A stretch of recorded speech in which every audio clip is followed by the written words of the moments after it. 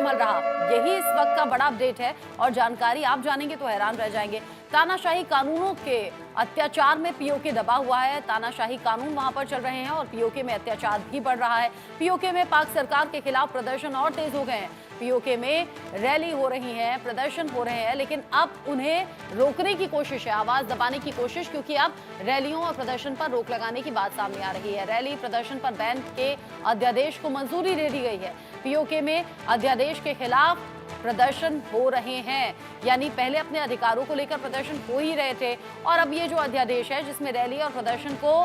Ban लगाने की बात कही गई है, इस अध्यादेश को मंजूरी के बाद जब फैसला इंप्लीमेंट करने की बारी है तो पीओके में विरोध प्रदर्शन के जो सुर हैं वो और ज्यादा तेज हो गए हैं। पीओके में अध्यादेश के खिलाफ हो रहे हैं प्रदर्शन।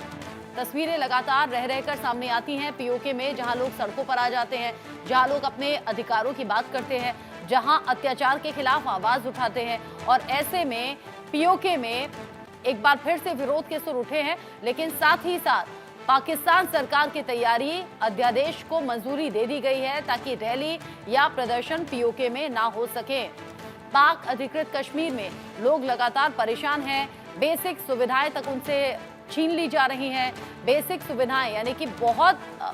सामान्य सुविधाएं भी उन तक नहीं पहुंच रही। लगातार तंगहाली के जीवन को जी रहे हैं पीओके में बैठे हुए लोग, और ऐसे में रह रहकर जब सड़कों पर आते हैं, महिलाएं भी इसमें हिस्सा लेती हैं, तो ये पाकिस्तान सरकार को गवारा गुजरता नहीं। अब ऐसे में पीओके में अध्यादेश के खिलाफ भी प्रदर्शन हो गया तेज। ये वो अध्यादेश है जिसमें रैली या प्रदर्शन करने पर रोक पाकिस्तान सरकार लगा रही है, यानी कि बैन लगा रही है। किसी भी तरीके से पीओके में रैली या प्रदर्शन अब नहीं हो सकता है। और इस अध्यादेश को जैसे ही मंजूरी मिली पाकिस्तान सरकार की ओर से, यहाँ लोगों ने सड़कों पर आकर अपने अधिकारों के लिए आवाज उठाना और ज्यादा तेज कर दिया। यानी टकराव की स्थिति जो पहले भी बनी हुई थी पीओके में, सरकार, सेना और एक तरफ पीओके के लोग, ऐसे में ये विरोध प्रदर्शन, ये टकराव अभी और ज्यादा बढ़ेगा, ये तय समझिएगा। सीनियर कुलीग अजय जांडियाल इस खबर को लेकर ज्यादा अपडेट के साथ जुड़ गए मेरे साथ। अजय, पीओके में तो यूं भी लोग पहले से प्रदर्शन करते थे, हमने देखा भी था, हाथों में तिरंगा लिया, मोदी मोदी के नारे लगाए और अपने अधिकारों को लेकर लगातार आवाज उठाते रहे। और अब जब पाकिस्तान सरकार अध्यादेश को मंजूरी दे चुकी है कि ना तो रैली होंगी ना प्रदर्शन होंगे, तो लोगों में गुस्सा और ज्यादा देखा गया। देखिए रचना, बड़ा साफ है कि पाकिस्तान में जिस तरीके से हालात बद से बदतर होते गए, और खासतौर पे पाकिस्तान के वो इलाके जहां पाकिस्तान ने जबरन कब्जा किया हुआ है, जहां पाकिस्तान लोगों को दबाने की कोशिश करता है, चाहे वो गिलगित का इलाका हो, बल्चिस्तान का इलाका हो, या फिर पाकिस्तान के कब्जे वाले कश्मीर का इलाका, वहां पाकिस्तान की जब अब नहीं चल रही है तो पाकिस्तान ने सरकार ने जो है एक नया पैंतरा अपनाया है। अब पाकिस्तान ने सीधे तौर पर वहां कानून लागू कर दिया कि वहां किसी भी तरह से अब लोग प्रदर्शन नहीं कर सकते। इसका मकसद बड़ा साफ है कि वहां पर पाकिस्तान लोगों को दबाना चाहता है, क्योंकि जिस तरीके से लोग मुखर होकर चीजों को बोल रहे थे, मांग कर रहे थे जिन चीजों को लेकर, अब सोचिए जब महिलाओं को वहां पे महिलाओं के साथ जब अत्याचार हो और अगर वो पुलिस स्टेशन कंप्लेन के लिए जाएं तो उनके साथ बलात्कार किया जाए पुलिस थानों में, वो इलाका जहां पर युवा जो है जब अपने हकों की मांग के लिए आवाज उठाएं तो उनको अगवा करके उनको मौत के घाट उतार दिया जाए, वो इलाका जहां पर महंगाई की मार लोगों पर पड़ रही हो, वो लोग जो है जब आवाज उठाएं उन पर गोलियां चलाएं, तो वो क्या करेंगे? वो सिर्फ प्रदर्शन कर सकते हैं दुनिया भर को बताने के लिए कि देखिए पाकिस्तान के कब्जे वाले कश्मीर में हालात क्या हैं। और अब रचना, खासतौर पे अगर आप देखें तो पिछले कुछ समय में जम्मू कश्मीर, खासतौर पे इस जम्मू कश्मीर की तस्वीर जब उभर कर लोगों ने देखी, जब यहाँ पे G20 हुआ, जब यहाँ पे करोड़ों सैलानी आए, जब यहाँ पर लोग जो है वो तरक्की की ओर बढ़ रहे हैं, फ्लाईओवर बन रहे हैं, पावर प्रोजेक्ट बन रहे हैं, जब यहाँ पर चीजों की बदलती दिख रही हैं, यहाँ पर आटा 24 रुपए किलो, 30 रुपए किलो बिकता हो और वहां पर आटा 250 रुपए किलो बिकता हो, 300 रुपए किलो बिकता हो, तो आप सोचिए कौन से जम्मू कश्मीर को आप जो है वो पसंद करेंगे। यही वजह है, पाकिस्तान को अब समझ आ गया है कि कहीं ना कहीं वहां आवाज जो है वो जोर शोर से उठ सकती है। इसी के चलते अब वहां के जो पीओजे के जो सो कॉल्ड राष्ट्रपति हैं, उनको कहकर जो है वहां पर अब लागू करवाया गया है ऐसा कानून जिसमें लोग जो हैं वो किसी तरह से अपनी आवाज नहीं उठा सकते, प्रदर्शन नहीं कर सकते, और अगर करेंगे तो उनको सलाखों के पीछे डाल दिया जाएगा। यानी पहले जो अत्याचार हो रहा था अजय, उसमें और इजाफे की तैयारी यहाँ पाकिस्तान सरकार ने कर ली है। और पाकिस्तान सरकार जब इन प्रदर्शनों का, इन उठती आवाजों का कोई सोल्यूशन निकाल नहीं पाई, तो आवाज दबाने के लिए ये पैंतरा आजमा लिया।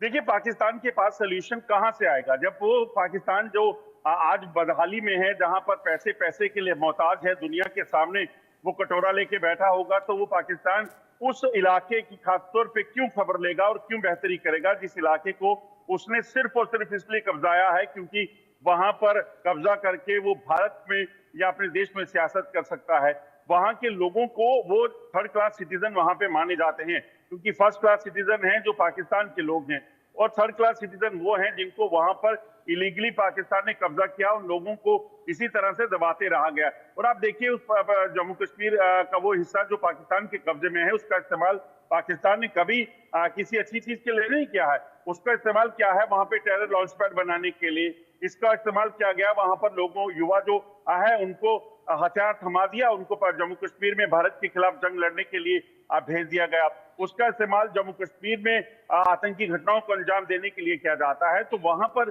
यही वजह है कि उस पाकिस्तान के का जो वो